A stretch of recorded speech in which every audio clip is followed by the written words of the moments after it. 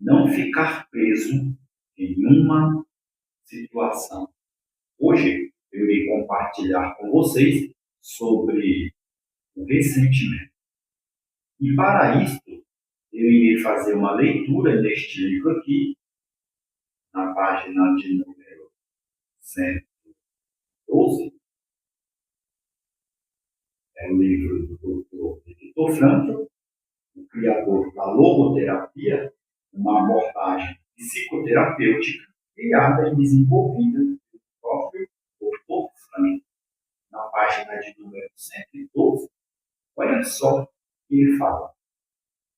E mesmo que tenha sido poucos, não deixou de constituir prova de que, no campo de concentração, se pode privar a pessoa de tudo, menos da liberdade última de assumir uma atitude alternativa frente às condições dadas. E havia uma alternativa. A partir deste pequeno parágrafo, e que nós vamos contextualizar com ressentimento, pois havia uma alternativa, mesmo eles estando em um campo de concentração. Como você pode fazer e desenvolver para também achar, visualizar essa alternativa? A estrutura emocional. Uma pessoa ressentida é uma pessoa que fica olhando para a vida somente por um único ângulo. Já foi provado que a vida é infinitas possibilidades. Como você está olhando para aquilo que te aconteceu? Responde essa pergunta aqui nos comentários. Porque, às vezes, você passou exatamente por uma lição de vida em que você teve que passar por aquele momento, por aquele caminho. E por você não compreender o que aconteceu, talvez você esteja preso nessa situação por muitos anos. Observe, escute e olhe para dentro de si em qual momento da vida, em qual fase da vida, em qual nível você está patinando. Ou talvez esteja preso nessa situação. Porque chega uma fase da vida em que nós precisamos evoluir. E evoluir nem sempre significa melhorar, mas seguir em frente, dar continuidade, ir em busca, caminhar. Às vezes é necessário parar e olhar, encarar de frente os obstáculos no decorrer do caminho. É importante ressignificar a vida, dar um novo sentido, conferir um novo sentido para a vida. Porque hoje, na psicanálise, na psicologia, o maior desafio é fazer o paciente entender e encarar a sua realidade de frente para mudar a trajetória da sua própria vida. Pois uma pequena mudança já é o suficiente para gerar uma crise interna. E última análise, o que nós precisamos entender? Nós precisamos entender que aqui, diante das circunstâncias, permanecendo na vida, não existe ninguém normal. que a vida não é uma doença. A vida é um lugar de sofrimento e também de alegria. A vida é um lugar de contemplação e de expansão.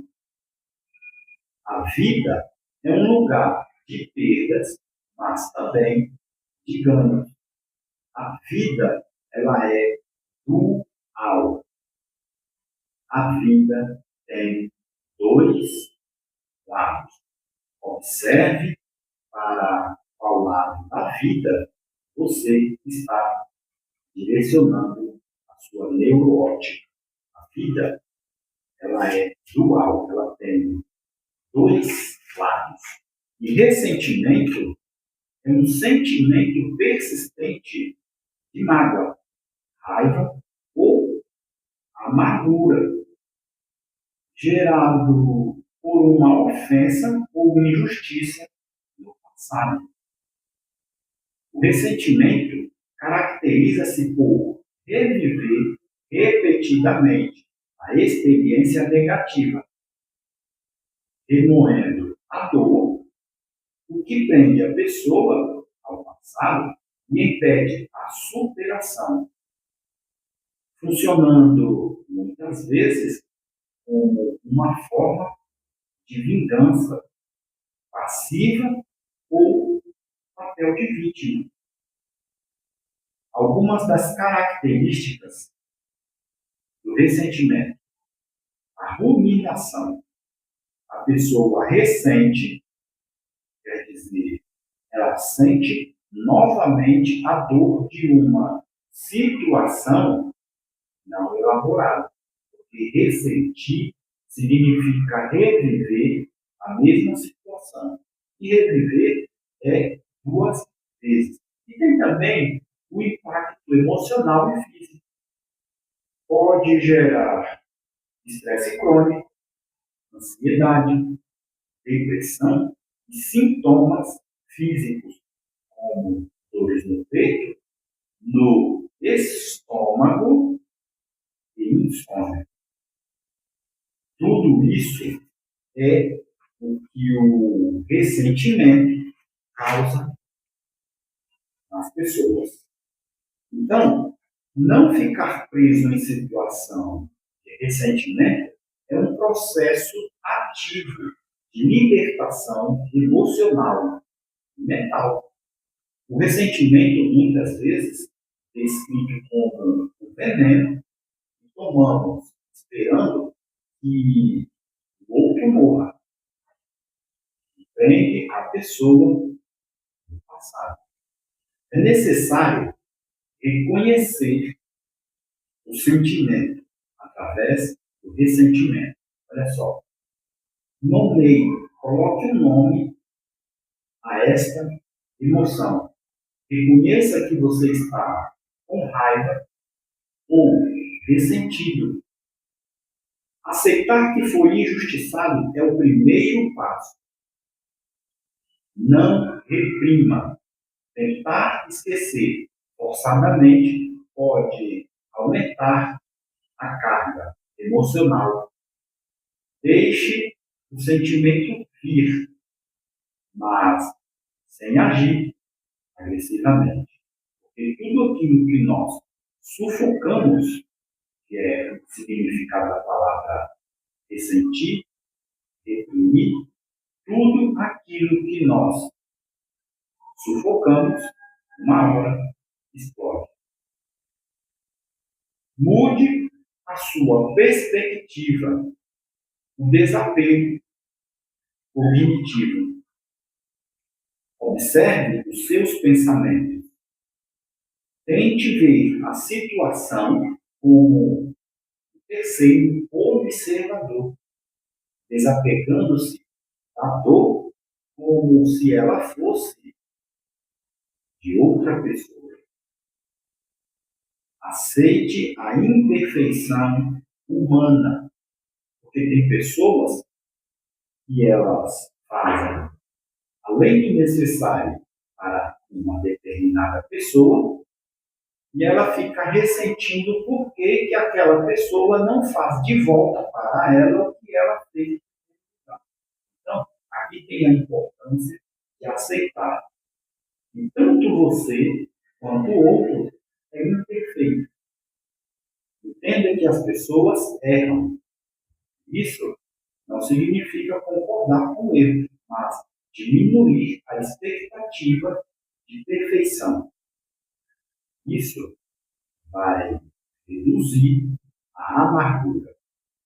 A importância também de você assumir a responsabilidade. E assumir a responsabilidade não significa assumir a culpa. Entenda que você pode controlar suas reações e o que não pode controlar as ações do outro. Ou seja, você pode controlar suas ações, mas o comportamento do outro você não consegue. É importante compreender esses movimentos. Também, ações práticas para se libertar. Olha só, externalize a dor. Escreva sobre o que aconteceu. Desenhe ou converse com alguém de confiança. Tirar o sentimento de dentro de si ajuda a aliviar a pressão.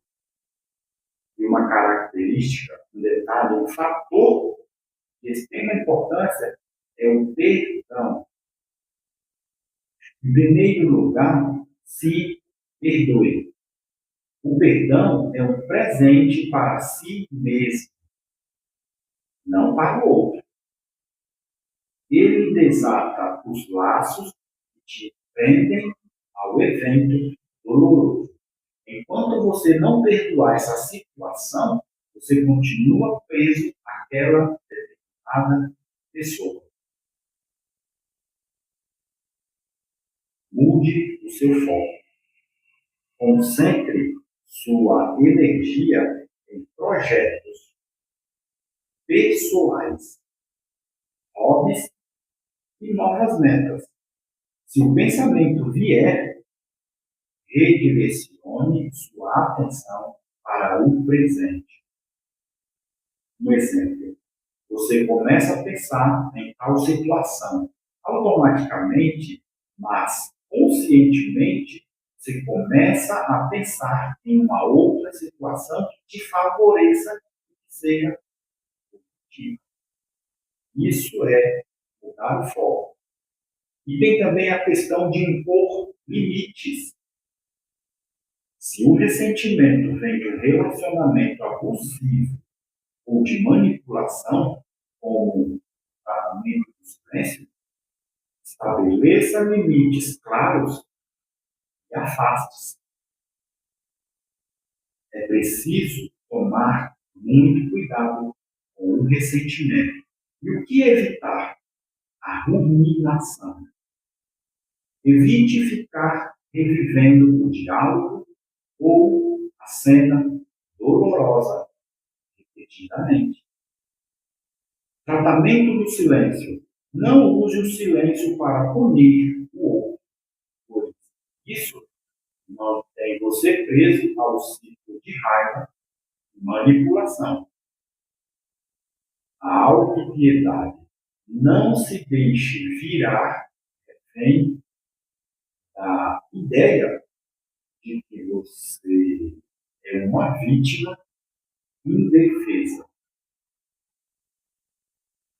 Se o ressentimento for muito profundo ou crônico, buscar ajuda de um psicólogo pode ser essencial para a libertação e também quebrar esse padrão. Em última análise, será que você não está vivendo em uma prisão emocional? Olha só, grava isso aqui que eu vou te falar agora. Ao soltar aquilo que já foi, você se permite reviver e reescrever uma nova história. Aquilo que Deus começou a transformar na sua vida não veio para destruir quem você foi, mas veio para revelar quem você ainda pode se tornar.